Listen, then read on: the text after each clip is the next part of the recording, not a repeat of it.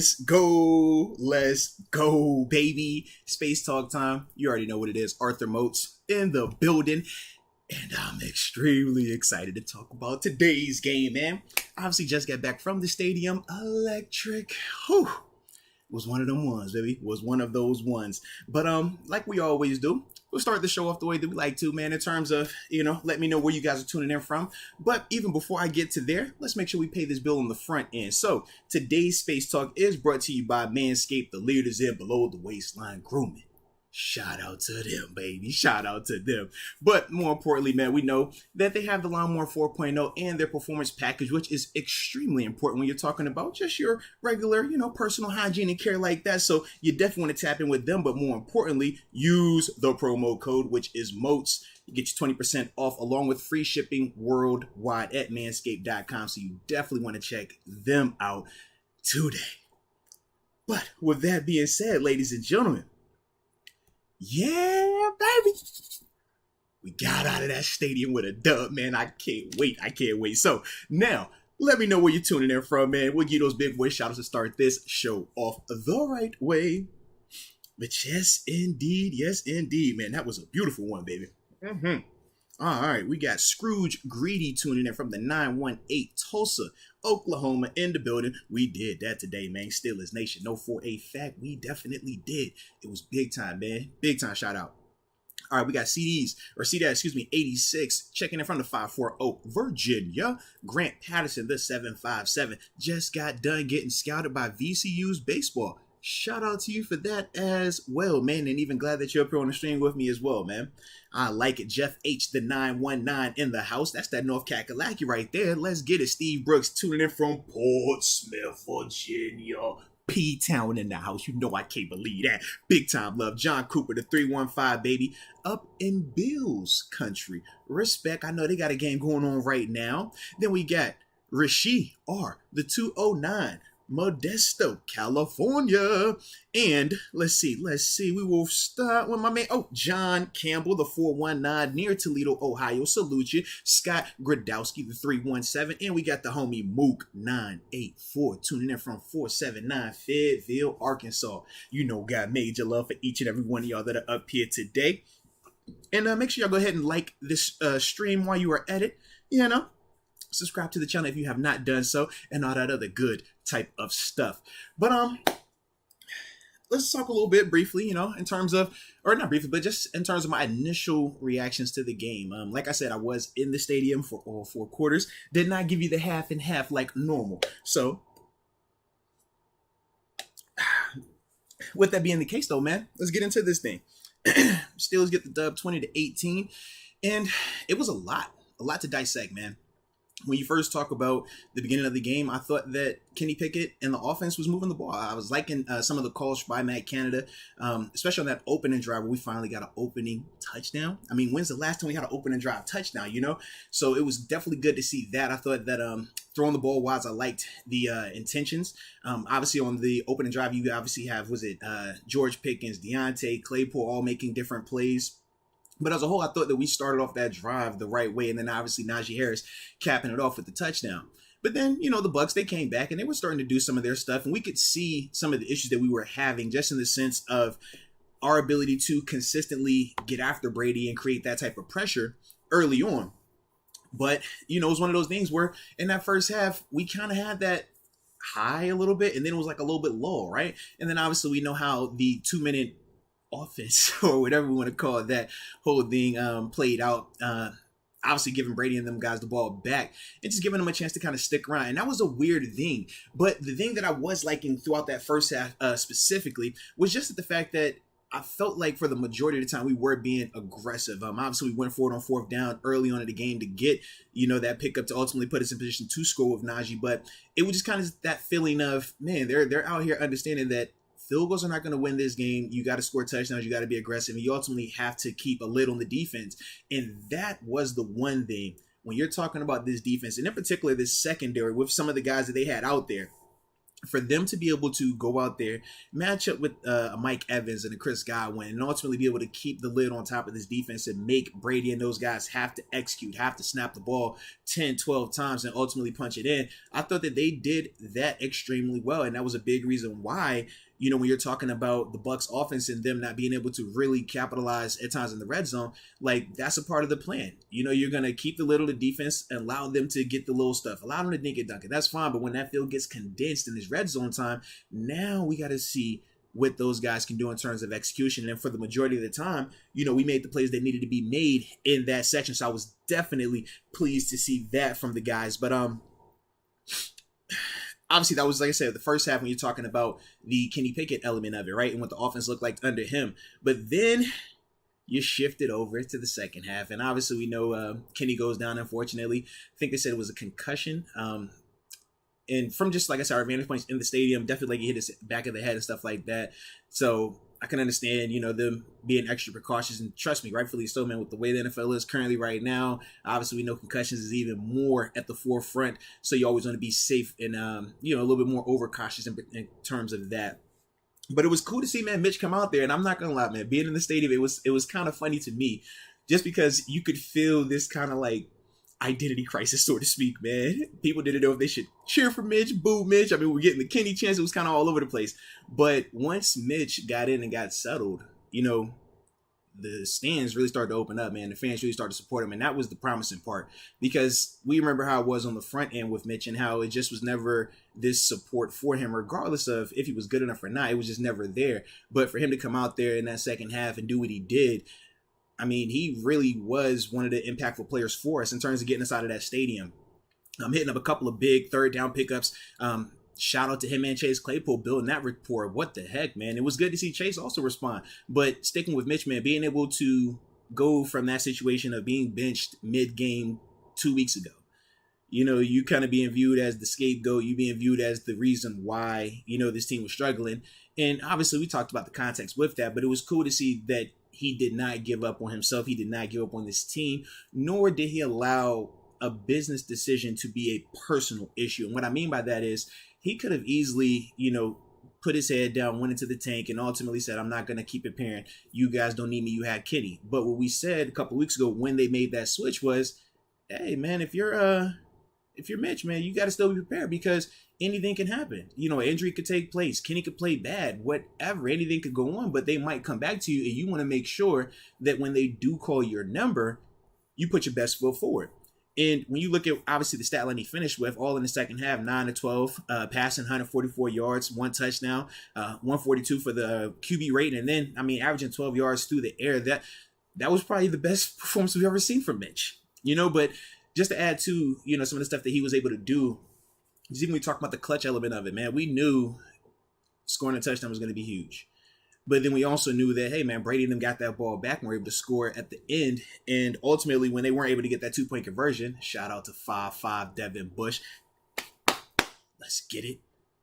But once that happened, we knew it was going to be, 4-minute offense. And everybody in the stadium is sitting here like, all right, dude, we got to get 2 first downs. 2 first downs ends it.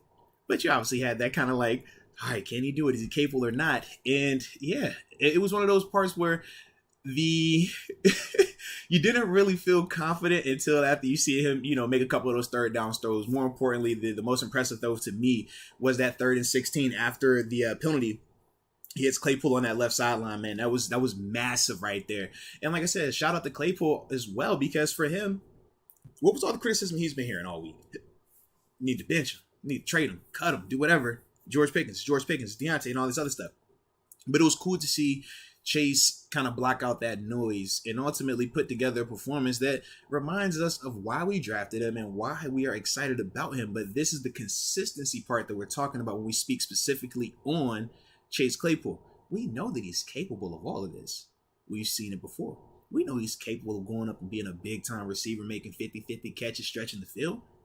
But just do it consistently. And today was one of those days that he did, man. And obviously he ends up with 7 catches, 96 yards. But more importantly, he scored the first touchdown for a Steelers wide receiver in 2022. So salute Chase for that. But as a whole, man, seeing how the offense was able to, like I said, rally around Mitch, and ultimately Mitch being able to step up and make some plays, and Claypool being able to do what he did down the stretch, man. It was one of those really good wins. But we still got a couple other guys we got to talk about, and I'm gonna get to them before I turn it over to y'all and start answering some of your questions and stuff like that. But Steven Sims, I think we got a returner. Now, we said this before with Gunner.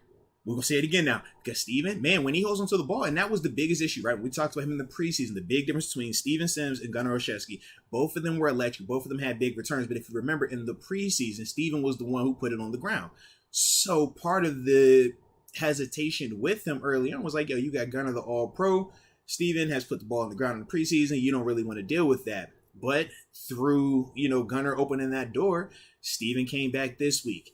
And this time he did not hurt his eye in warm-ups. And man, are we glad to see that, because, dude, the opening kickoff return to start the second half was major. Still don't understand how we only went 3 and out right there and kicked the field goal. But either way, that kickoff, man, in terms of that return, man, field flipping, it really brought a lot of energy and a lot of juice back to the stadium, because prior to that, the way the second half ended, the way the second quarter ended, man, it was a bad feeling, because it was kind of like we got conservative, we really couldn't execute, and then Brady's able to go ahead and march down and stuff like that. So it wasn't the best of feelings, but to see Steven Sims be able to get that big return, ultimately have another big return in terms of in the punt game as well, I thought that he provided a lot of splash. Also, shout out to 5'5" Devin Bush, man, making the big play on the 2-point conversion, which was huge.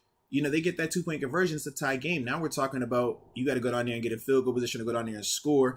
And we're trying to play for overtime or things like that. It's just a different type of ball game. Whereas in this situation right here, because Devin was able to make that play, we already get about that thing, man. But I was definitely impressed with those guys as a whole, man. And shout out to Boz, the 55-yarder. Shout out to the doink. But either way, man, we'll take all of that, man. But like I said, man, it was really good to see the guys do what they did today, man, and get that dub. So now, with that being said, baby, let me get on here and start looking at some of these chats, see what y'all got on y'all mind. Oh, and shout out to Philip Hopkins joining the upper room. So, Philip, welcome to the upper room. Yes, indeed. Yes, indeed. John Cooper says, Tomlin haters real quiet. Ain't that the truth, man? I'm looking for Tomlin haters. I'm looking for Mitch Trubisky haters. I'm looking for Matt Canada haters. I'm looking for Chase Claypool haters. Let me think. We're looking for Terrell Edmonds haters. Like, we could go down this list, baby. But, yeah, man, Tomlin did his thing, man. And this is one of the things we talked about. We said, with Coach Tomlin, man, when things get the craziest, when things seem like they're the most worst, and your question, has he lost the locker room? This is when he shows up. This is usually when he operates at his best, when he's able to motivate and use that underdog feeling and that galvanizing the troops, so to speak, man. So it was definitely good to see that from the group, man. But like I said, man, it's definitely Coach T, man. He's the leader of this unit, and he has not lost he's not lost himself or this locker room in any way, shape, or form, man. So I was definitely impressed with how those guys came out and responded today. CDaz86 says, offensive coordinator tried to give it away after being magnificent in the first quarter. But Mitch and the D stepped up and closed it out. Hashtag, here we go, Steelers. Here we go. Oh, oh. Nah, you're absolutely right. Like I said, man, we did start out hot. I thought the play calling was really good, keeping Bucs on their toes in terms of their defense. And it did get stagnant, I felt like, at times in that second. But then, sometimes it takes anything going on where you're just kind of forced to have to get out of that comfort zone, because obviously we could tell, even when Mitch came in initially, it was like, yo, they're trying to still play this like conservative and keep it safe type of approach. But eventually you got to just say, F it, man, cut it loose. And I thought that's what Matt Canada decided to do in terms of some of his play calls. You talk about them Claypool catches down the field, man, that's play called. But then you also look at Mitch and actually taking those shots as well, man. So I thought both of those guys really responded in a positive way. And it was definitely good to see that, man. Heck yeah. Man, I got to keep drinking this tea too, man. My mouth is getting a little dry, man. We was on that Brady pack. So you know how that go, baby. But shout out to the good guys getting that dub. Farron Bradford, he said, shout out to Bush. He looks bought in and back to his old self. My eyes bleed when I see a jet sweep, stick routes, or comebacks. Our offense is so bland. Yeah, but you also have to remember, man, that jet sweep was also giving us some yardage, man. I think it was Claypool, if I remember correctly. They had a nice pickup on it, man. So think about this. we use that jet sweep in all seriousness, man, as a pseudo part of our run game. Sometimes we do it a little bit too much, but that's kind of the approach with it. So that's why when we talk about, Claypool always at times having multiple carries on the ground, or even Deontay, I think today we even used George Pickens at one point. They kind of do that instead of just simply saying, hey, we're just going to simply turn around and give it to Najee for 2 yards. They try to get a little creative with it. So I get it. At times, yes, it's like, yo, why do we got to keep seeing this? Why do we got to keep seeing this? Or even the stop routes, stick routes, stop routes, same concept, just 5 to 10 yards, turn it around, right? They try to do those things to help this run game because, yeah, the run game still has some work to do. Obviously, today wasn't the best performance. I think it was, 29 carries, 77 yards, stat sheet, 2.7. And even individually, Najee, 14 carries, 42 yards, just 3 per tote. Not a lot, but like I said, man, I thought at times we did what we needed to do. When we needed to get a couple yards here and there, we were able to do it, man. So, you can't fault that. They're still going to have to keep growing and improving in that area, but that's the big part of the whole jet sweep dynamic that I'm seeing. Jet sweeps, the stick routes, or the quick passing game. They're just trying to figure out alternative ways to create some type of ball movement in terms of what the run game would traditionally be. Mr. Malvo. Hello and welcome to the upper room. Yes, indeed. Yes, indeed, man. And great to have you. Quality koalas. Shout out. And man, I'm going to have to go back and check. But I know it was a ton of y'all I ran into today, man. Big podcast supporters, man. Big time salute for each and every one of y'all that pulled up, man.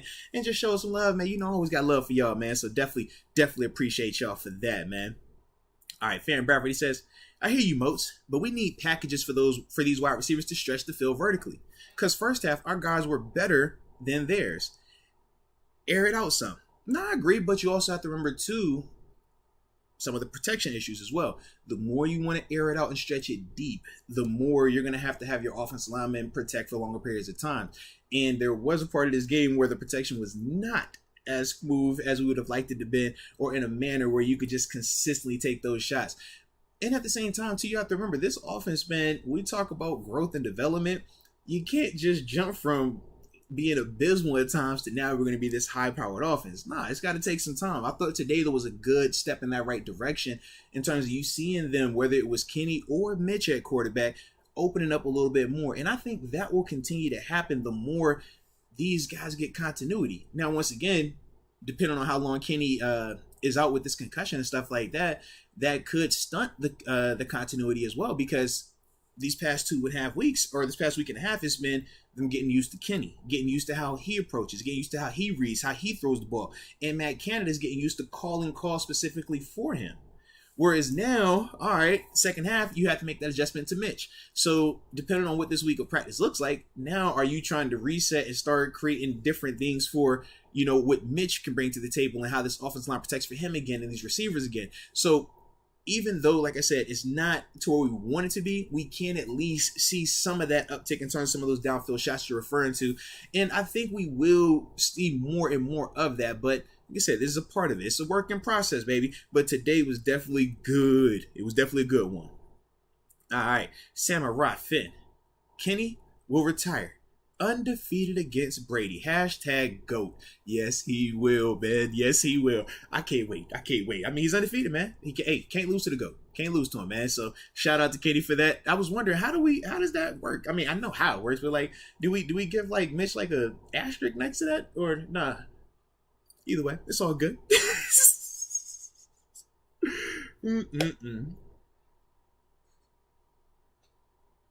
All right, we got Hot Sub. Shout out to you, baby. It says, happy to see some hope today. Claypool, Mitch stepped up big, despite a couple questionable play calls. Big shout out to the defense, stepping up backups. No, that's the big one for me, man. When you talk about the way that these backup DBs were able to play out there, and even the elevation and productivity from some of the other guys. When I think of Arthur Marlette, I'm like, dude, he was out that thing on a mission, man. in terms of in terms of just his overall productivity, his overall effort, his intensity. Saw him very active in the run game and stuff like that. So I was definitely feeling that. But then when you talk about guys like Terrell Edmonds, man, continuing to be super productive in their first game back, you could see it, man. When he was back out there, we felt that presence and we felt that intensity. We could see his playmaking ability. So like guys like that. But then I also thought of Larry Ogunjobi. I know that he was a part of being some part of some of that disruption as well. Him and Alex Highsmith, guys like that, man. But I said it was good to see in terms of this defense, the other guys, saying that, hey, man, all right, we've been here for a couple of weeks, or in Arthur Millet's case, we've been here for a season, man. Let's pick this play up. It was definitely good to see that. I definitely like that. And then for the young, or not young, but the sub secondary, man, whether you're talking Josh Jackson, James Pierre, Elijah Riley, Quincy Wilson, all four of them dudes, man, they came in, quality snaps. One dude go down, man, they're like, all right, cool, we back, let's get it, man. So it was definitely impressive to see all of those guys step up. And like I said, man, they didn't have an easy matchup this week by no stretch of the imagination. But you look at what they were able to do in terms of keeping the lid on the defense. I mean, Brady threw the ball 40 times, 25 or 40, 243, one touchdown. Man, that is big time. That is major right there. And obviously, we got to him twice in terms of the sacks. But then you look at just the receivers specifically. Godwin, 6 for 95. Yeah, he was nice. But you talk about Evans, 4 for 42. Then after that, Leonard Fournette, the next leading guy, with 6 catches, 38 yards. I mean, you talk about shutting them out. You talk about keeping Brady at bay, even though Brady was making plays. Don't get it twisted. Now, he definitely was. But ultimately never allowing that big play. Ultimately never allowing that dagger or that back-breaking play. Man, that was a big-time thing because on paper, that was not something that a lot of us, including myself, could hang our hat on. I mean, is it possible? Sure. Everybody is capable of doing something. But in terms of the consistency and in terms of being able to do it for 4 quarters, that was the part where, when you're talking about those type of guys versus a Edwin or Evans and a Godwin, it's like, yeah, man, it's hard to, have that type of trust and confidence in them. But it was definitely good to see them step up like that and ultimately, get us out of that stadium right there.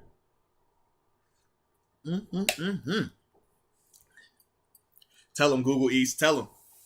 Sabotage 10 crew, where we at? Oh, we in here, baby. It was a sabotage. Ben got sabotaged. Mitch got sabotaged. Mason got sabotaged. Everybody gets sabotaged. But it was good to see, man. Like I said, for Mitch, man, I was definitely, like I said, was happy for him. Just in the sense that, regardless of how people felt about him before, regardless of how he played before, for him to be able to say, you know what? I don't care. I'm not carrying that baggage with me. I'm just going to go out here and do what I need to do. It was really impressive, man. Because like I said, that 4-minute offense, man, us in that stadium, everybody was looking over there like, all right, now, get them terrible towels. I still got my pink terrible towel from the game today. We was in that thing. It was like, what, let's get it going. Come on. Ah! So it worked out, man. But ultimately, man, like I said, for Mitch, it was really good to see him just be a professional, man. Continue to stay, ready, continuing to be diligent in terms of his preparation, in terms of his craft, and not allowing the outside noise, fans, media, trade talk, any of that type of stuff to discourage him, man. Because like I said, today we needed him, man. And who knows if we're going to need him again or when we may need him again. But either way, it was definitely good to see that he was locked in. Nanzito. There we go. I know I see you today. Salute you, Nanzito, man. It was great to holler at you today, man. Oh, and I think we did get a pick too. If we did, make sure you send that thing to moatswinners at gmail.com. Moatswinners at gmail.com, man, so we can get you up on the website, arthurmoats.com, man, get you featured and stuff like that. But nah, salute you. And anybody that took a picture with me today as well, man. Same concept, man. Just send it on into the email address, moatswinners at gmail.com, or hit me up on arthurmoats.com, man, because we got to show some love. You know that. But Nanzito says, Moats, it was great seeing you today. And thank you for taking the time to take a picture. Definitely a memorable one, too. Just couldn't find Deke, though. LOL. Yeah, man, I got to hit him. I got to hit Deke, man. When we down there, man, I keep knocking over my drink down here. That's why I keep, reaching for it. But, yeah, when we're talking about game day, yeah, I don't know where my man Deke was. But I was turned up. I ain't gonna lie to you, man. Whenever I get to stay for the whole game, so I had wifey with me, had the homies with me, had young KK with me, so it was game day. So I got to just kick back and really just enjoy myself. So yeah, but I'm gonna link up with Dick. I gotta hit him up, see how he got it in today. But I know he's somewhere with that Brady pack, loud as heck. So salute my dog. Yes, indeed. Farron Bradford says, we better give Larry a suitcase this summer for real, for real. Yeah, man, Larry Ogunjobi, dude. He continues, as you can see with him, man. The more time he has removed away from the foot surgery that he had this offseason, the better he's getting. The more comfortable he's getting, the better conditioned he's getting. And you're seeing it pop up more frequently in stadium, man. This is why he was, a nice sought after free agent when free agency started. Remember, we signed him late, and it was a lucky situation because he had signed a big deal to go to Chicago. It was just a foot injury where he had to have surgery, and that was ultimately what changed, them keeping that deal in place or not. But yeah, since he's come here, man, you can tell, you can see the impact he's having, man, and the presence is felt. But yeah, we gotta make sure he doesn't go to Baltimore this offseason because he's making his way. His third one. So hey, Larry, you found a home, stay here. We like you. We already talked about how, you got the Charlotte connection, everything's good. So yeah, you need to stay put.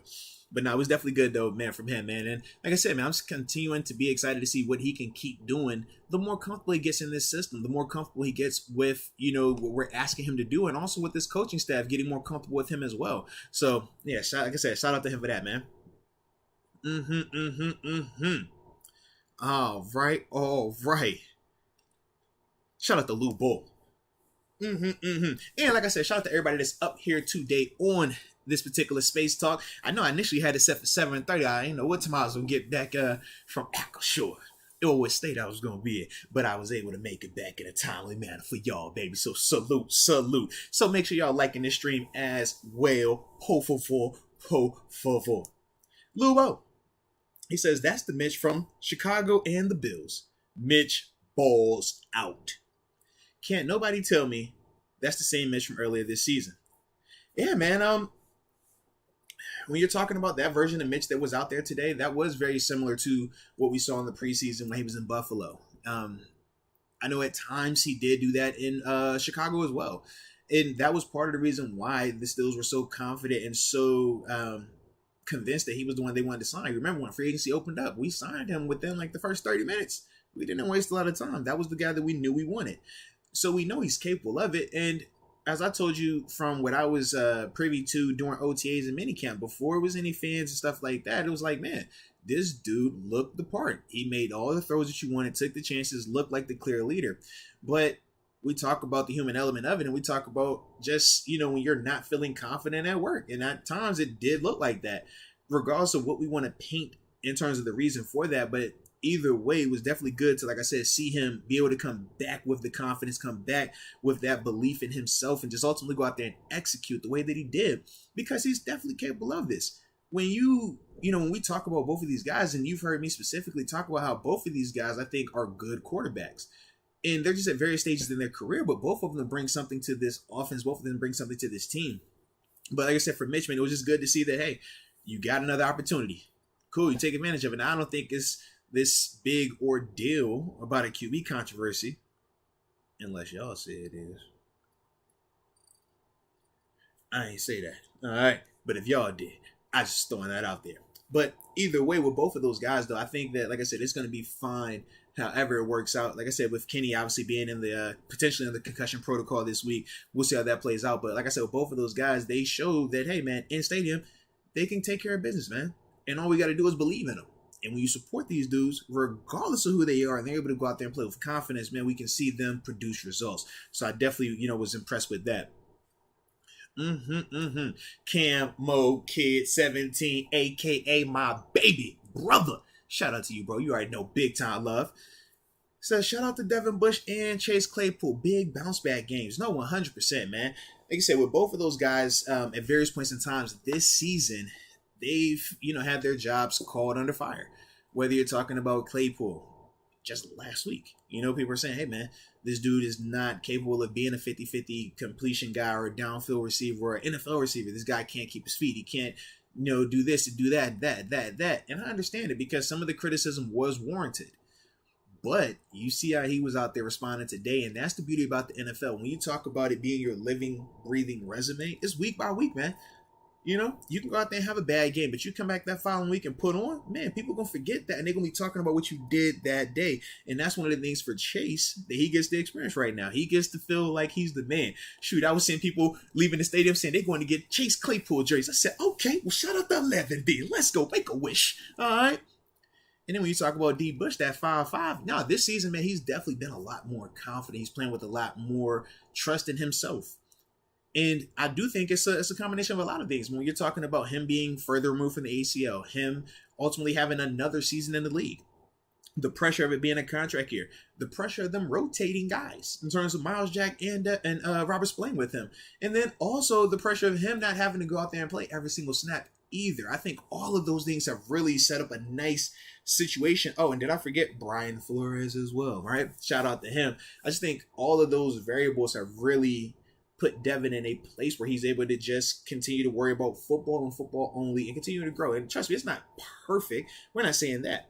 But what we are saying is you can see his growth and development. And that's the big thing. When we're talking about a lot of these players, regardless of what season it is, man, they have to improve and they take their steps at different stages, at different speeds. It's never just this linear, hey, because it's year 3, he should be here. Because it's year 4, he should be here. It doesn't always work like that. And with Devin, he's one of those guys where it didn't work, in this linear, smooth way for him in terms of his progress. But what we can see is his resiliency. We can see the professionalism. When things haven't been right, he still has been in the lab taking care of business and putting himself in position to now be out there making some plays. So, like I said, man, definitely want to salute him on that. And like I said, it was super, super dope to see him make that play on the 2-point conversion, because a lot of the times that he's come under fire has been, hey, can you make a play? We need splash. Can you do something? And it was good to see him do that at a critical moment in the game. I mean, dude, we talking Brady 2-point conversion after Fournette had just big boyed his way into the end zone. Yeah, we needed that, man. But it was definitely good by 5-5. So, man, salute him for that, man. All right. Okay, here we go. Philip Hopkins. Shout out to you, Philip Hopkins. Says, just my opinion, but I think Mitch played better because he's not looking over his shoulder no more. A lot more composed in throws. Yeah, Philip, you're right. And that's part of the confidence I was talking about with Mitch. Beforehand, it was, hey, you have to be perfect because everybody wants Kenny, and we're going to hold you to this unrealistic standard. And we talked about that when we broke it down. And yes, it looked like it got to him. He played tight. He looked like he was playing to not mess up. We talk about high percentage throws versus just taking chances. And that was the big disconnect with Mitch. But when you talk about after being pulled and then on top of that, Kenny going out with a concussion, who are they going to turn to? They weren't going to pull you. So if you're Mitch, yeah, you had nothing to lose. Everything to gain, so to speak. And I think that he fully took advantage of that, because when you saw him go out there stretching the field, you saw him going out there even when it was a bad play or something not going right. He never had to worry about is the stands going to boo me, because we knew that they weren't booing Mitch because he was playing just like the worst quarterback we ever seen. Because let's be real, we've seen worse quarterbacks play here in Pittsburgh, okay? But the part was he was in place in stopping Kenny from coming onto the field, so people kind of looked at him as, hey, man, if you're not absolutely perfect in every way, shape, or form, we want Kenny out there. So we understood that. But this is part of that stuff, man, where you're talking about just being able to not have to worry about that anymore. Being able to play freely and not have to say, hey, coach, I missed this throw. Don't pull me out right now. Hey, coach, I messed up. Don't listen to the fans booing me right now.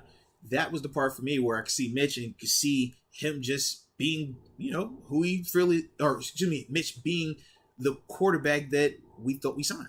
And that was the version of him that showed up today, man. So it was good to see that. But context does matter. So it's unfortunate that it took Kenny getting hurt for him to feel that type of confidence. But now let's see what that looks like for him going forward.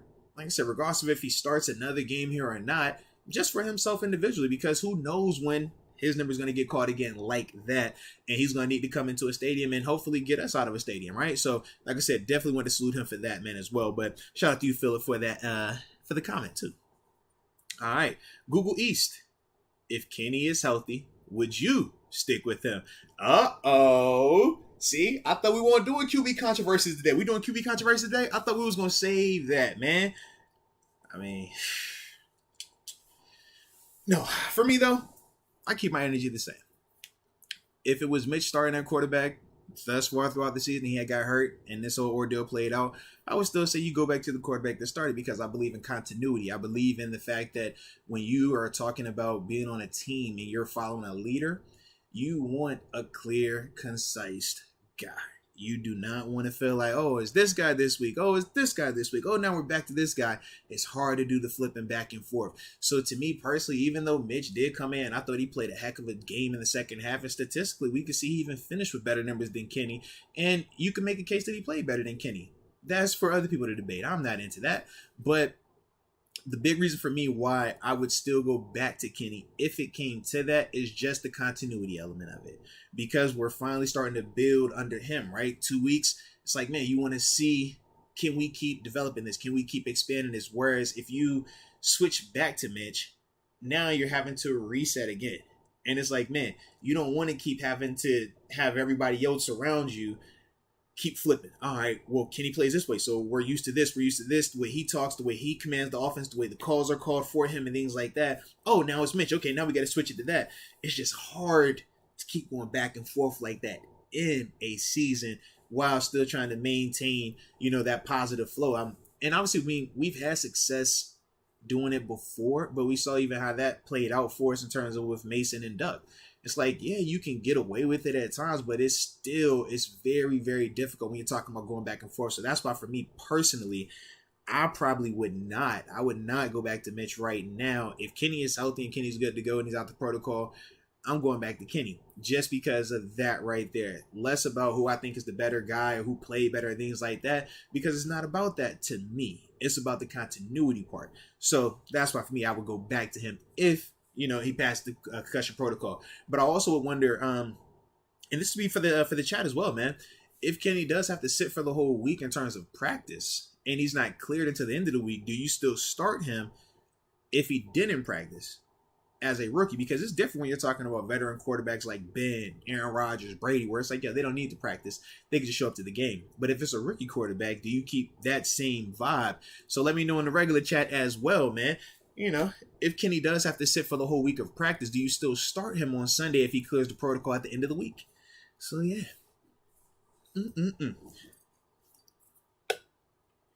Okay. Let me see. I see Damon Brown. Shout out to you, baby. He says, I say keep in whoever's hot. I like that. I mean, that's the hot hand convo. We're definitely familiar with that in Pittsburgh. Jamal Curtis. He says, absolutely not. He needs reps. So if Kenny isn't able to practice, he would go with Mitch in that capacity. Okay. And we got Scold. He says, Kenny definitely won the Jets game, but the defense blew it. LOL. Now you bring up a good point right there. The defense definitely needed to improve. Ty Sikowski says, no. If KP8 doesn't practice, you have to sit him. Leonard Gillum says the same thing. Nope. Okay.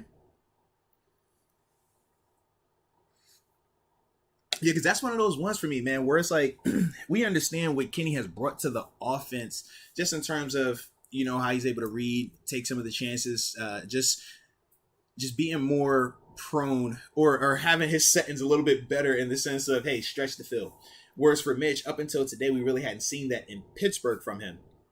But, yeah, I think the practice part, that's something that's interesting to me. Like I said, if Kenny is able to practice throughout the week, I'm going back to him. But if he's not able to practice, that's the part where you're like, is it just the fact that, we like what he does in stadium and we just go in this thing with that type of confidence that he does need those reps? Because to me, I definitely think that he does need the reps in practice. But that's the part for me, man.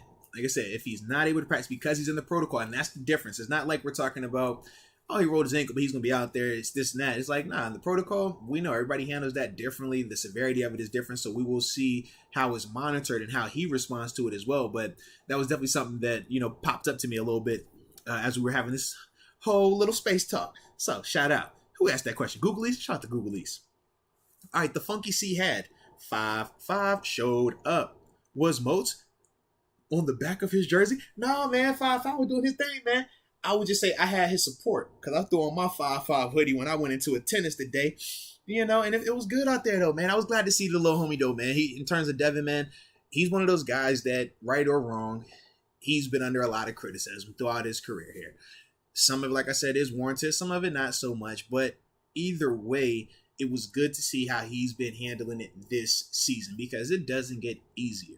And that's the other part. And for him, in fact, it gets a lot more harder when it's a contract year. As a guy who's been through multiple contract seasons, man, that weighs on you a lot. So for him to still be able to come out here playing, at a way better level than what he was the past year, to me, man, I think that that's a true testament to just the character that he has in terms of where he's at in his development. Because you have to remember, not only is he developing and maturing in terms of on the field as a player, but he's also developing, maturing as a man off the field. So when you talk about both of those sides and how, they kind of go hand in hand, that's the real part of it, man. When you're maturing a little bit more off the field and you're starting to understand that this is a business and how to be a professional and your study habits and stuff like that, and more just being more buttoned up in that element, it will help you in terms of your on the field, being more professional in terms of how you practice, being more professional in terms of how you watch tape, being more professional in terms of just your demeanor when you're on the field. So this is good to see from him, man. I hope he keeps it going, man, because thus far this season, he's definitely been doing some positive things for us.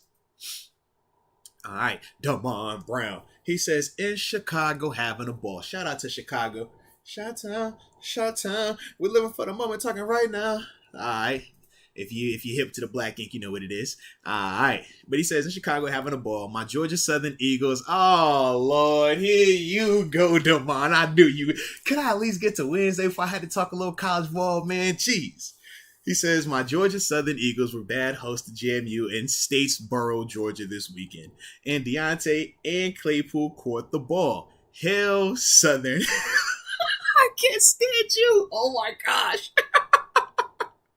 And he says it's all love. Shout out to Trina. No, salute. So for those that don't know, my James Madison University Dukes, the 25th ranked team in the country, played Georgia Southern in Georgia Southern, man. And no, it was a good game, man. Trust me, back and forth, man. Both of the top rated offenses in the Sun Belt. Man, it was a good one. Came down to the wire, man. But ultimately, they got the dub at the end. So big time salute your squad. But, we see y'all again. We're going to run it back next year. We can't wait for that. And yeah, man, Deontay and Claypool both catching the ball. Strong hands catches too, man. Let's talk about that, man, because both of them dudes were under fire. Deontay specifically was under fire as well. But both of them dudes, man, even though, like I said, more so for Chase, because obviously he had the better stat line at the end of this thing. But when you're talking about both of those guys, Deontay and Chase, I thought that both of them did, their part in terms of just showing that, hey, man, we didn't forget how to catch. We know what we're doing. I mean, let's look. Chase Claypool, 7 targets, 7 catches. I like that. Deontay, 7 targets, 5 catches.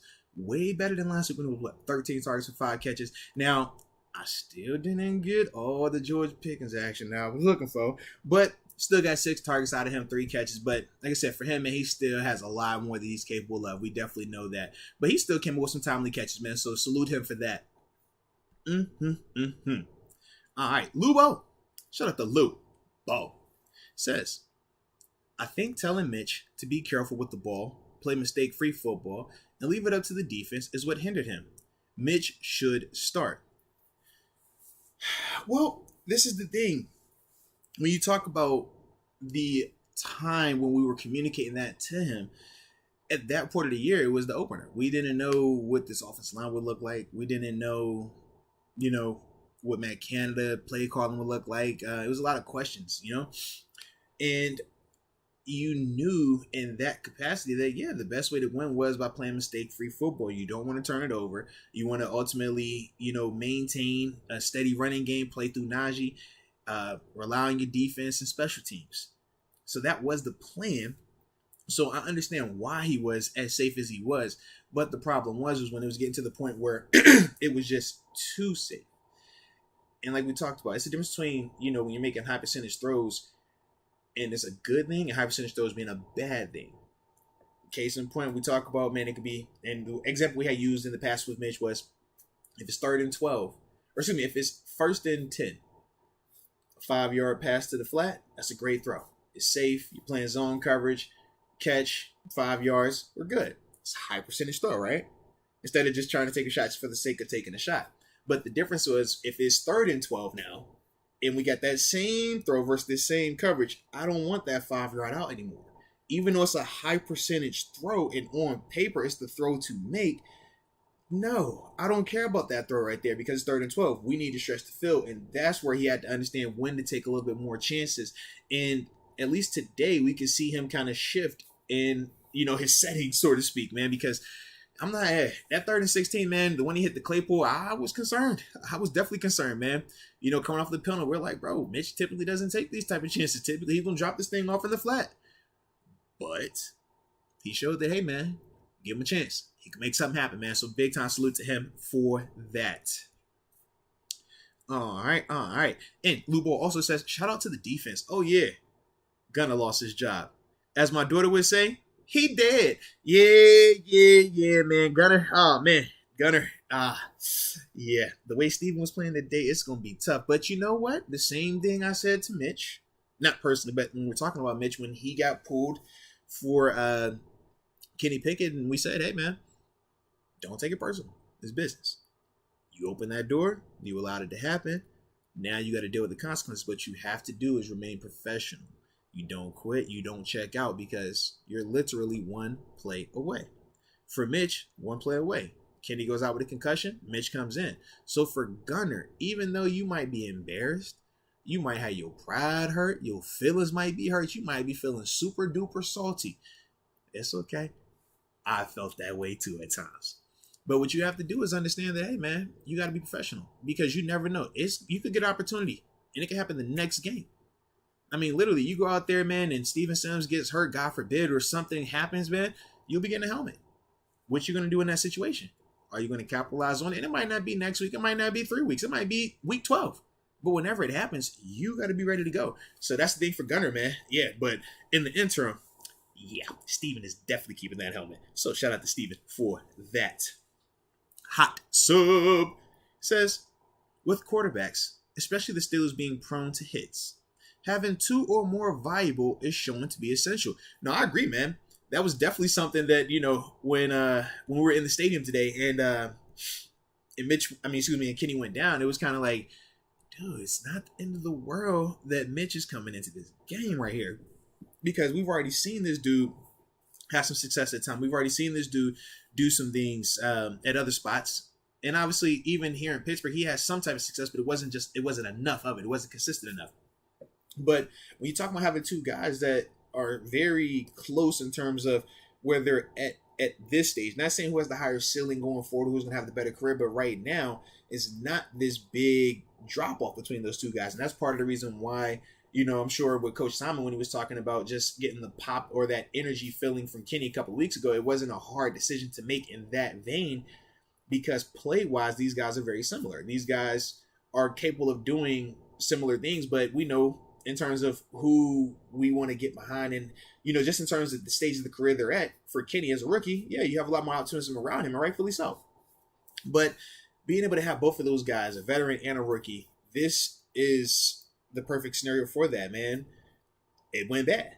Not in the sense of Kenny playing bad, but it went bad in the sense of him getting a concussion, right? So it's like, who do you turn to? You would much rather be turning to a guy that has won before, has taken a team to a playoffs before, has Pro Bowl under his belt, and has shown that he can at least get you out of the stadium like that. So, like I said, man, it was definitely a good situation for both of those dudes, man. Man, I ain't gonna lie, I'm so hyped, man. I've been trying to contain myself. I'm trying to save my voice because I was in that thing going crazy, yelling, trying to, hydrate as well, man, bring me back down, at least for the next 20 minutes. Then after that, we're going to turn back up because we celebrating tonight, baby. Big time. It's a victory. It's a victory. Hey. Okay, my bad, guys. I was excited.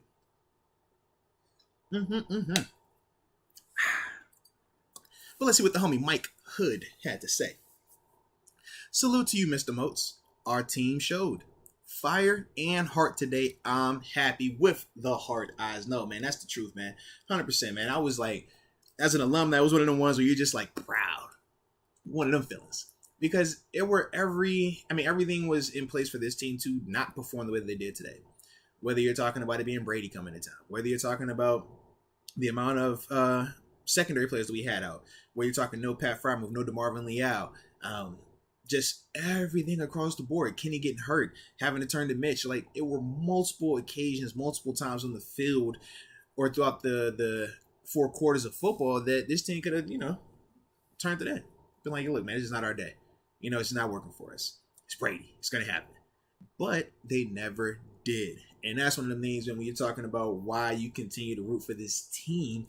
And all of last week when everybody was kind of like, going through that crisis of, man, are we good or are we trash? Can we believe in us? Is the season over? And we would say, hey, man, it's one game. Just believe. And we said, yes, we know this is a daunting road in terms of some of the teams that are on the schedule, but we can win. Now, the method of winning, it was going to take a lot of detail. It was going to take a lot of us being buttoned up. But when you look at us today, what do? Did we turn our ball over a lot? Were we highly penalized? Now, we had some penalties, some untimely ones, but for the majority of the game, we played clean. For the majority of the game, we didn't shoot ourselves in the foot. And we said, you look at even last week against Buffalo, early on, we were right where we wanted to be, but the self-inflicted stuff, and then obviously they made a couple of plays. That was the big difference. This week, we didn't shoot ourselves in the foot. This week, we didn't make those back-breaking plays to hurt ourselves. This week, we were making some of those plays, and that's the difference. But when you're talking about our recipe for success, sometimes it has to be a low-scoring game. It has to get a little ugly. But if we're the ones executing, if we're the ones making sure that we're protecting the ball, we're creating some turnovers, we're making sure that, in the special teams game, we're getting some type of splash, whether it's in the form of us creating a turnover or in the form of us flipping the field. Either way, when we do those type of things, it gives us motivation. It gives us extra possession. It gives us that extra little bit to just, like I said, make up the difference for what we're dealing with early on right now with some of the injuries, some of the personnel, and then some of the coaching stuff. So it's like, yeah, man, this is one of those ways in terms of how we win. We're going to need, that type of situation. But no, like I said, man, shout out to the team as a whole, all three phases. Whether you're talking Boz, like I said, man, hitting the field goal, doing what you need to do. Steven Sims and the return team, doing what they need to do. The cast of others in terms of the backup corners coming in, doing what they needed to do. Connor Hayward coming up big late in the game, right? That big catch he had, was it 45 yards or whatever, man? We needed that, man. That was massive, dude. I wish he was a little bit faster. He should have scored, but either way, shout out to the little homie right there. And obviously, he was on the show, so if you haven't checked out that interview, you definitely want to do that, man. But no, man, those type of dudes, man, this is a team, and even at the quarterback position, you going from your starting quarterback to the former starting quarterback, both of them dudes coming in doing what they needed to do at some point in time to help us get out of the stadium. Complete team victory. And we got to tip our cap to this coaching staff as well. Matt Canada, Mike Tomlin. We talk about Coach Tomlin, right? People was asking last week, fire him, right? Why do you stick with Coach Tomlin? We had Montravius Adams come on the show on Thursday talking about why he believes in him, why he would run through a wall for this man. And it's like, man, it shows on Sunday. You can see why, and this is why we talk about it being a team win. And I would be remiss because I've come up here and I've definitely talked about how the fans this season at times, weren't always the most supportive, especially early on with Mitch. But it was good to even see, fan-wise, first half and even second half once Mitch came out there, the support was there, man. And that's what we need. And when you're talking about this team going forward, man, yeah, it's not going to always be pretty. It's not going to always be the easiest of times to root for them and watch them. But we keep rocking with them, we keep supporting them, we keep going crazy in the stands, man. The dudes feel that. It means a lot, man. So, like I said, salute everybody for that element as well.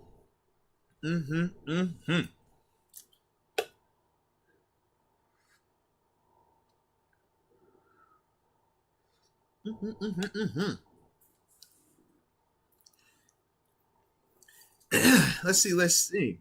In down one, I see you say you was pissed the Saints lost to the Cincinnati Bearcats. Oh, yeah, I did catch the end of that, man. I'm still trying to see, man, the rest of these games too, bro. Whew, I know Cleveland, they lost. I did not get it. I think Baltimore, I don't know, Baltimore won. I think they might have took an L too, man. So, like I said, it could be a good situation for us, man, getting that dub today. All right. Let's see.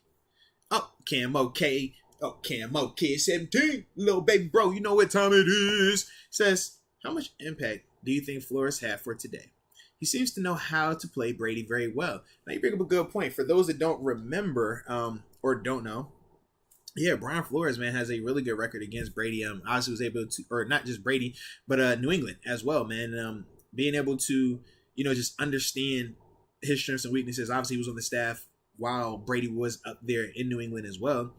So yeah, but when you're talking about Flores, man, he's one of those dudes that he knows the game, man. He understands different ways to take, you know, strengths away from people and make them play left-handed, so to speak.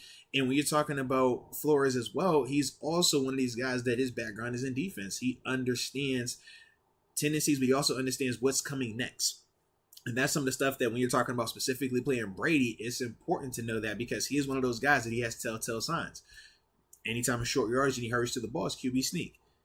When you're talking about him, how he likes to take his shots, man, he likes to, in terms of small personnel groupings, quick passes. But when he wants to stretch the field, he's going to go bigger body groupings so that way he can be protected and have time to take, time to really stretch the field. But it's usually going to be 1 and 2 man routes in that concept. So for Flores, man, yeah, there's certain things that he picks up on and he understands. And yeah, I just think that him being here in Pittsburgh has definitely been a huge addition. And we talked about Devin Bush, Miles Jack, and Rob explaining how they've been playing this season. And it's like, yeah, man, they are also benefiting from Brian Flores. But I will say, too, man, Terrell Austin, man, he's definitely been doing his thing. I don't want to overlook him in the midst of praising Flores because TA has definitely been doing some stuff as well, man. But no, man, Flores, man, he's been doing his thing, man. He's a heck of a coach, and I'm super happy that he's here, man, because we can see the uptick in productivity. We can't highlight Devin Bush improving to where he is right now without acknowledging the fact that, hey, what's the non-common denominator, so to speak? And that non-common denominator is Brian Flores. He wasn't here in the past, but now he is here. And I do think that him being around does help out in a major way. So definitely want to salute him for that as well. All right.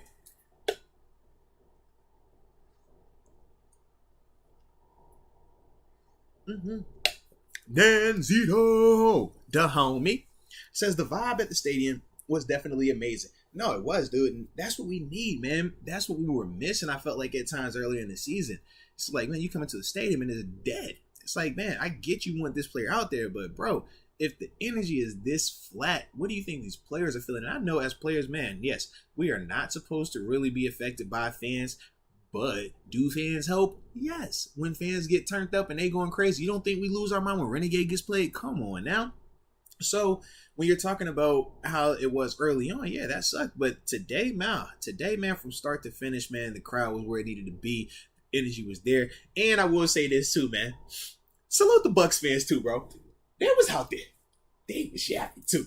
But I like how they pull up though, man. They obviously decked out in their pirate or Buccaneer piratey, fits and stuff like that, man. But I like them. I have respect for them dudes, man. A ton of Bucs fans, in the stadium today. But nah, they was cool. It was definitely cool, man. It was a vibe. It definitely made that friendly banter that much better. But it's one of them things, man. When we're talking about Acrisure Stadium, right? No longer Heinz. But when you're talking about making it home field advantage and making it a scary place to play, making it a place where opposing teams start to think about it like, man, we really got to go there. It starts with the fans. Y'all create that atmosphere. When the buses are driving in, yeah, man, it's been plenty of times when you're on the road, and you're pulling into a stadium, it's like, oh man, these people are rowdy. It's gonna be one of the ones today. Or you're out there in warm up so you can hear the fans already chirping like, okay, well, you're on one of them today. That's the energy we need though, man. We need that type of feel, so it's definitely good to see that. So let's keep it going pretty please.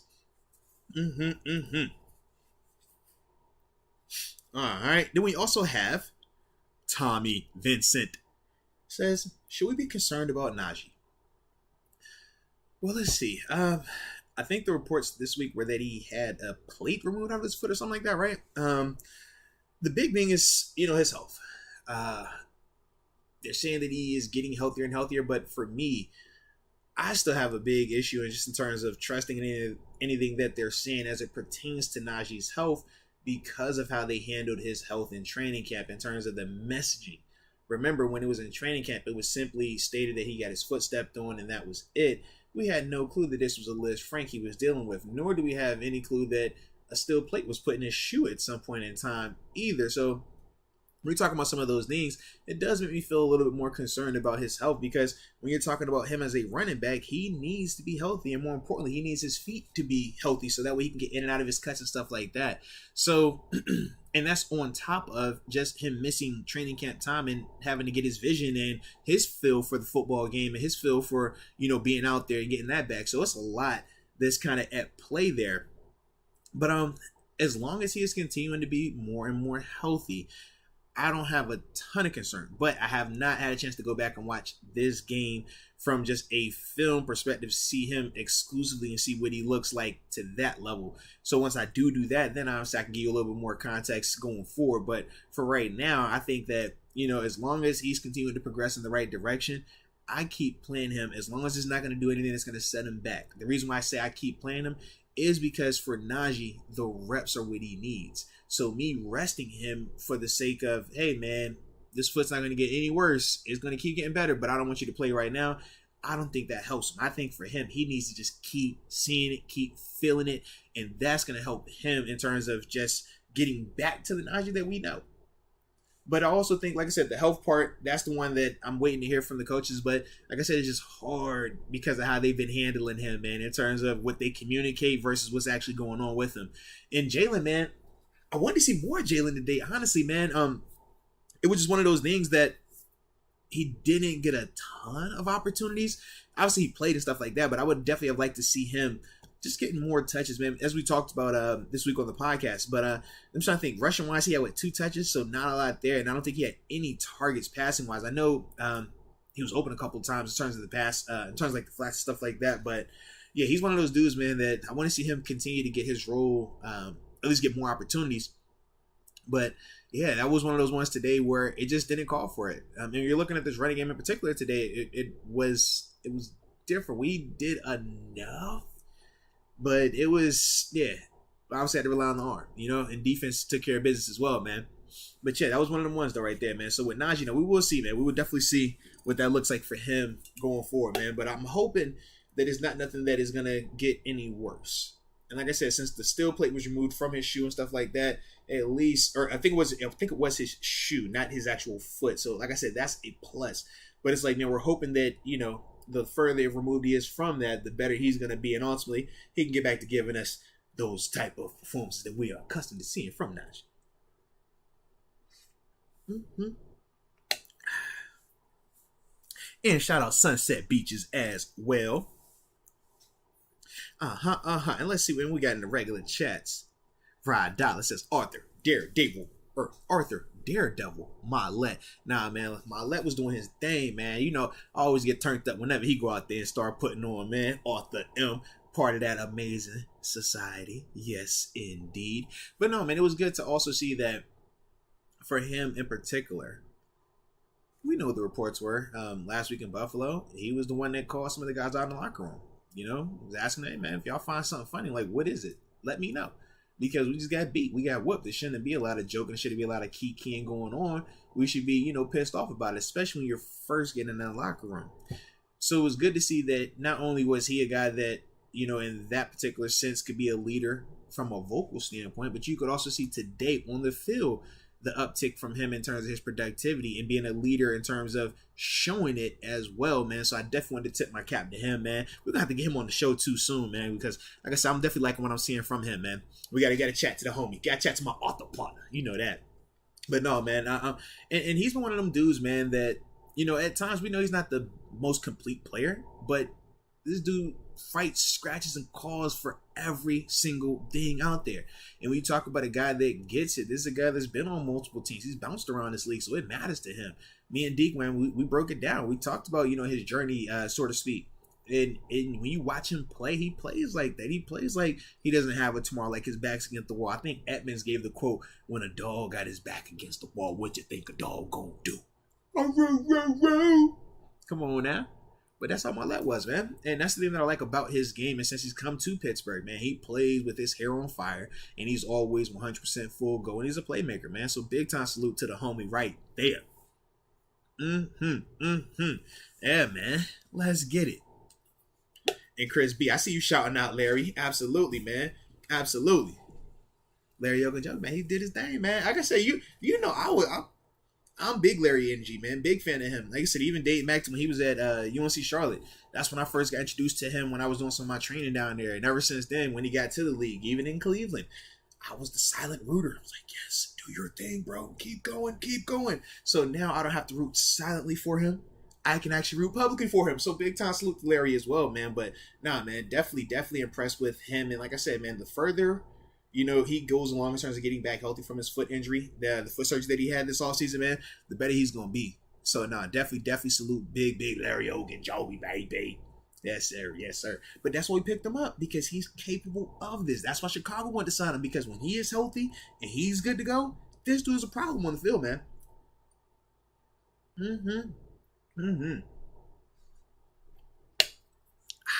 right. Now, this has been a vibe, though, baby. It has definitely been a vibe. I'm going to take a couple more. Then after that, we're going to tap out real quick. Let me see what we got coming in here, though. Seeing a ton of the Larry. Oh, all right. Country Malik 48 says, shout out to Claypool for coming up clutch. Nah, man. Claypool, we needed him, man. He's been under fire, but he bounced back in a major way. So, like I said, salute him. And now let's build on this thing. And that's the beauty of where we're at right now. We are truly at a space where we can just continue to build on this thing, man. This is why you show up, though. This is why when you talk about belief, when you talk about just pulling up to a stadium and saying, hey, yes, we know the odds are stacked against us. Yes, we get that. And yes, we know that we're not the healthiest either. And we got a lot of question marks. But literally any given Sunday. I mean, it's funny. This is kind of like the reverse of a Tomlin game, right? Because typically in the past, this is what people would call a Tomlin game if the roles were reversed. But what we were saying is, as we saw today, man, everybody in this league can play. To some extent, everybody in this league can play. And we did see that today with some of the other guys that had to step up for us in-house. That's a part of it, man. So just remember that next time we talk about Tomlin games, man, all right? Everybody nice, man, because I'm sure the Tampa Bay Buccaneers right now, they going back on that flight to Florida like, yo, how the heck did we lose to that group right there? How did that happen? Okay? So, definitely part of it, man. Definitely a part of it. Yeah, let me see what else got coming in this design. Oh, that's a good one right here. Shkanoa says predictability is 100% the problem with the Steelers offense. You get out of the top 15 scripted plays, a Pee Wee football coach can predict this offense. Need a fresh perspective. No, man, when you're talking about some of the criticism for Canada, that is a part of it. Once he gets out of that first 15, the scripted portion, how is he able to make adjustments? How is he able to adapt to what the defense changes towards him? Because in the first quarter, the first 15 plays or whatever, that's essentially what it is. It's like, all right, let me see what you're trying to do. What's your identity these two series? All right, I got what you're trying to do right here, or how you're trying to isolate certain players. Okay, cool. We're going to make this adjustment. Now, how do you respond to that? That's something that for Matt Canada, he has to continue to show that he's capable of doing that without going through multiple quarters figuring it out. You talk about the first quarter, you talk about the fourth quarter, they're very different in the second and third quarter. Those are some of the things that when you're talking about the play calling for Matt Canada and what is still holding him back from being at least a decent to good coordinator is that type of stuff. You can't have those type of lulls. And it's only highlighted with some of the play, whether it was the quarterback stuff early on, whether it was some of the receivers with their catches and stuff like that early on, not this game, or just earlier on in the season. A lot of that, it's kind of what you deal with at times, man. But the longer this thing goes, the more confident you're able to get, the more comfortable you're able to get. And that continuity matters, man. It matters in a major way. So, like I said, man, I was definitely glad to at least start seeing that. But that's one of those things for Matt Canada that, he's going to have to continue to keep working on that specific element of his game as a coordinator, man. But we will see. Like I said, steps in the right direction. We can see some of the growth, but we want more, and we want it more consistent. And it will come. But it does take a little bit of time. But like I said, today we definitely want to salute him for that. Then, let's see. Oh, I see your LAA too, fo. Said we're going to celebrate big time today, gang. Oh, bro, we already been celebrating. Oh, and we're going to celebrate even more in about 5 minutes, baby. You know that. We got to turn up. We got that Brady pack fresh off the press. Oh, wait. Oh, this Brady, I got him out with somebody. Go grow me a treat. I'm sorry, y'all. I'm telling y'all, man. I'm on one, all right? I'm trying to contain myself. I'm on one, though. I don't get too excited often, but it was one of the ones today, man. We had to pound our chest out that thing, man, all right? And we also got Najee Loudpack. He says, Jesus. I can't even read the rest of your comment. Just Why you gotta start it out so heavy-handed like that? Jesus. I did get to see Steeler Jesus today, though. Shout out to Steeler Jesus, man. It's always fun to see him. It's kind of crazy, though, because I'm like, I don't know if I'm supposed to be like, Jesus, because, I'm a Christian. So I'll be like, oh, it's only one Jesus. But I seen him out there, and I definitely was like, Jesus! Get him a big hug. Jesus be slurring on game day. But this, like I said, still Jesus. Still Jesus. So it's, shout out to him. But the fact that Najee Loudpack started this count off with just Jesus just instantly sent me on that flashback right there. All right? But, Jesus. Kevin Dotson either get a hold or let him get hit, don't get both. Either get a hold or don't let him get hit, don't get both. We lose our quarterback and we lose the great play we took a shot, we lose the great play he took a shot for. Now, I definitely understand what you're saying on that, and that was a little disheartening. I do agree with you, and that is, how it is taught for the offensive lineman. If you're going to take the penalty, take the penalty. Don't take the penalty and let my quarterback get hit and get him, hurt and knocked out the game on top of that, man, and negate a nice play as well, man. So, yeah. And for Dotson, he has his ups and downs as well. But I am feeling, and once I say I will go back and watch this tape a lot more because, like I said, I was down there for all 4 quarters. So I have not had a chance to really look to see how is the offensive line playing for 4 quarters. I haven't had a chance to look at that just yet. I will say at times I thought they protected. At times they kind of was not protecting. Running game still got to be better. I need to see, like I said, all 22 versions to see why some of that stuff was continuing to happen. But yeah, Dotson, man, he has to keep improving. But the thing that we will say about this unit is the more times they're in stadium together, we are starting to see even them play better. So, like I said, it still has, they're all at different stages in their progression, right? We feel like the offensive line started at the furthest to go, and they've been improving. We talk about the receivers. They didn't have as much to go, but then they kind of took some steps back. Talk about the quarterback play and things like that. But as a whole, all of these guys have shown that they are getting better. And that's the part for me that I find confidence in that. I find comfort in that. And it's a reason for me to hang my hat on being more optimistic about guys like Dotson, because I do feel like he continues, he's going to continue to get better. This is some of the stuff that you deal with, when you're trying to figure out who you are as a player, man. This is now his, third year in this offense, third year here, second year in this offense, if I remember correctly. But for him, man, it's like, we need him to keep picking it up, keep being more consistent, and that's a part of it. And we will see if he can do that. But, yeah, he's one of those dudes, man, where it's like, yeah, he's going to look at that play and understand, dude, I either got to completely tackle this guy or, make a better block or, yeah, just make a better block, period. Oh, y'all funny in the chat. I see Jesus drinking a little wine. Yeah, he was on heavy wine today, man. Might have been heavy wine and White Claws, now that I think about it. Yep. But yeah, Jesus was with me too, Todd. We was turned up. I was like, Jesus! Everybody, I was in the middle of the concourse because it was like coming back from halftime. You know how to do these like fancy visits and stuff like that. It was dope. But yeah, I seen Jesus and I lost my mind. Jesus! What's up? Yeah, I'm one of them dudes. Yep, if I know you, I'm like I know you know you. Alrighty. Then we got Alexander Watson. Shout out to Alexander Watson. Says, you're amazing, and I am beyond happy we won. No, dude, you're amazing, and I'm beyond happy we won. I can't wait to go celebrate some more. It's been a long time. I needed a dub, okay? I was not excited about the fact that we went too many weeks. Too many weeks without a victory Monday. Too many weeks without an opposing team's pack being put up in the air. So I'm going to make sure that I enjoy every second of this one. And it just adds the icing on the top that it was against Brady. So salute. But no, in all seriousness though, man, shout out to each and every one of y'all that were on the stream with me today, man. Like I said, it was a vibe. Once again, it was brought to you by Manscaped. Promo code was Moats. So make sure you use that so you can get your 20% off along with your free shipping worldwide. If you haven't checked out the website, arthurmoats.com, make sure you check that out as well.